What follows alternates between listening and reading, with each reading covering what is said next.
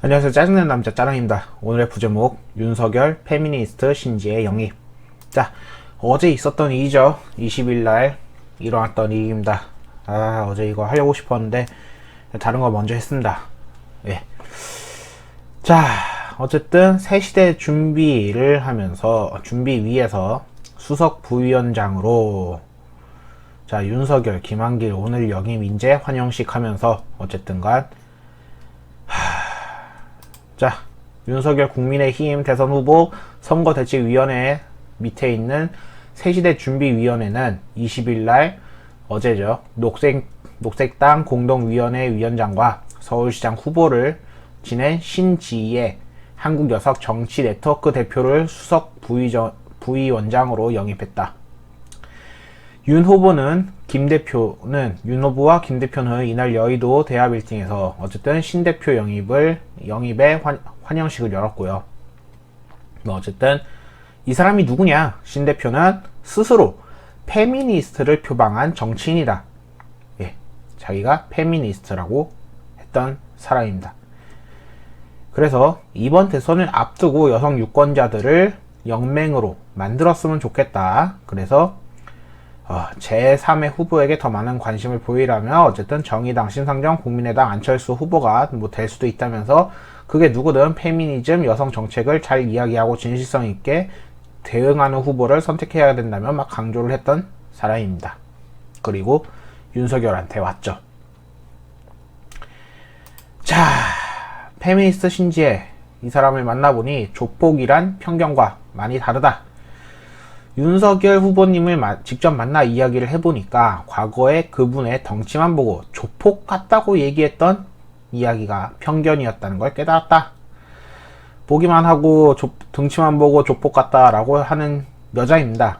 그런 사람한테 무엇을 바를지 모르겠지만 어쨌든 자, 기자 간담회에서 최근 언론 인터뷰에서 거대 양당 후보에게 투표할 수 없다라고 하고 국민의힘은 페미니스트 대안이 될 수 없다라고 했는데 왜 합류했냐? 라는 질문에 제가 김한길 위원장님께 여러 차례 제안을 받아서 어렵다고 얘기했다. 윤 후보가 저를 직접 만나 이야기를 듣고 싶다고 해서 직접 만나고 대화를 했다. 예전에는 제가 그분을 조폭 같다라고도 얘기했지만은 대화를 해보니까 가지고 있던 편견과 많이 달랐다라고 설명했다. 이어서 그분이 법치를 중요시하는 분이니 여성폭력과 안전, 국민행복권 추구 쪽 정책에 대한 의지를 뚜렷하게 보이셨다면서 제가 국민의힘에 몸담지 않고 새시대 준비위의 부위원장으로 윤 후보를 밀 수 있겠다는 결정을 하게 됐다. 즉 국민의힘에 들어갔지 않고 새시대 준비위원회 여기 쪽으로 들어갔다는 얘기는 이 사람은 자기가 국민의힘 사람이 아니다 라는 걸 여기서 은은하게 얘기하고 있는 겁니다. 다만 정권이 즉 국민의힘의 당으로 정권이 바뀌면은 여기 안에서 자신이 가지고 있는 페미니스트 색깔을 여기서 내보이겠다 이 소리를 하는 거라고 저는 보여집니다. 근데 여기서 국민의힘을 등에 업고 결국에 페미니스트를 펼치겠다 이 소리를 하면서 결국 국민의힘도 나락으로 보내겠다. 그리고 다 같이 나락으로 가자 라고 하는 소리로 저는 들립니다. 자, 이준석을 저격했던 페미니스트 신지혜를 영입한 이유는 해서 어쨌든 여기 새시대 준비위원회에 들어가는 것을 많은 분들께 걱정한다고 생각하지만은 자기 또한 고민이 많았다. 하지만은 새시대 준비위원회의 일원이 돼서 윤석열 후보와 함께 그 세상을 만들고자 어떤 세상? 아무래도 페미니스트라서 여성 우월주의 세상을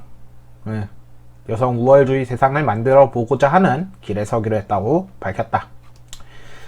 자, 그래서 어쨌든 환영식을 열었고 새로운 영입 인사를 통해 국민들이 지지의 기반을 넓히고 철학과 진영을 더 확장해야 한다. 반갑게 생각한다고 얘기했다.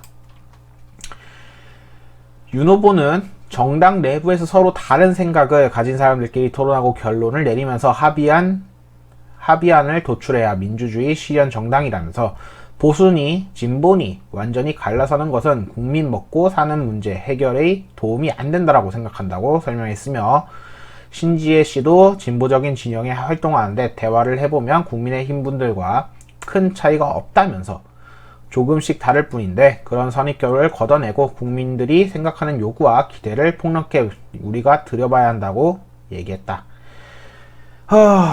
몇 가지 보고 싶은데요. 첫 번째는 윤석열 씨와 이준석 씨는 어쨌든 같은 편입니다.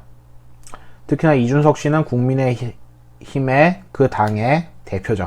그리고 윤석열 씨는 그 당의 대통령 후보입니다. 실상 둘이 같이 가야 되면서 실상 둘이 같은 편입니다.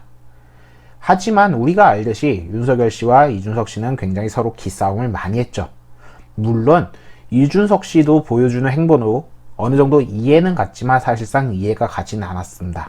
이해가 갔지만 이해가 가지 않았다는 것은 자기가 분명히 대표로서 취해야 하는 태도가 있었지만, 그리고 어느 정도 해가야 될 사람을 맞는 사람으로서 올바른 받아들이는 태도로서 올바른 태도가 아니었기 때문에, 자, 그렇기 때문에 이준석을 여태까지 욕했던 사람을 받아들이면서 마치 과거 조조가 자신이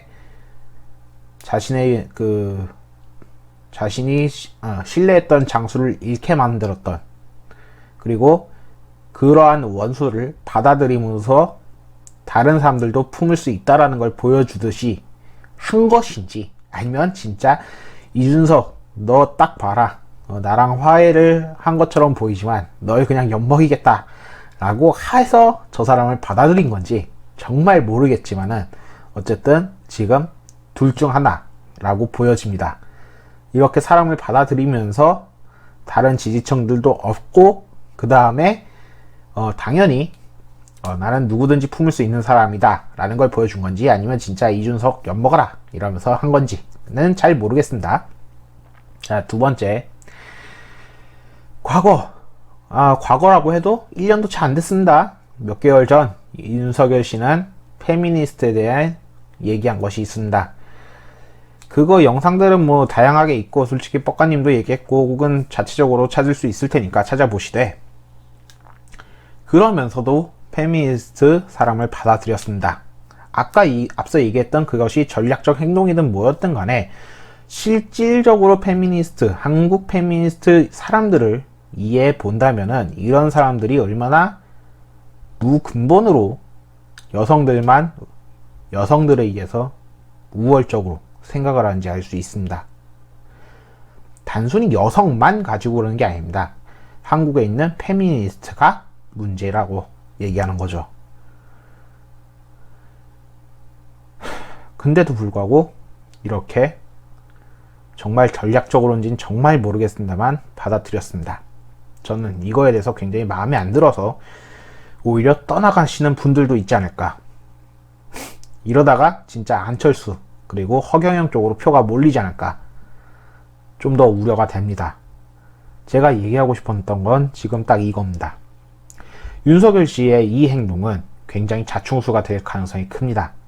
과거 페미니스트에 대한 행보들을, 그리고 자신의 생각을 이야기하면서 확실하게 그 태도는 정확히 그 사람들을 꿰뚫었던 이야기였습니다. 근데 지금에 와서 그들을 받아들이면서 새로운 지지층을 확보하겠다는 그 수가 신의 한 수인지 자충수가 되는지, 저는 자충수라고 표현하고 싶습니다. 이거만큼은 안타깝게도 칭찬할 수가 없고, 결국에 다음 정권이 빼앗기 더욱더 힘들어지는 그러한 느낌이 되지 않을까. 빼앗더라도 더욱더 힘들고 고난의 행군이 되지 않을까 개인적으로 생각해 봅니다. 진짜 제가 하고 싶은 얘기는 그겁니다. 잘못 떴어. 수 잘못 떴어. 잘못 읽었다고. 감사합니다. 짜남이었습니다.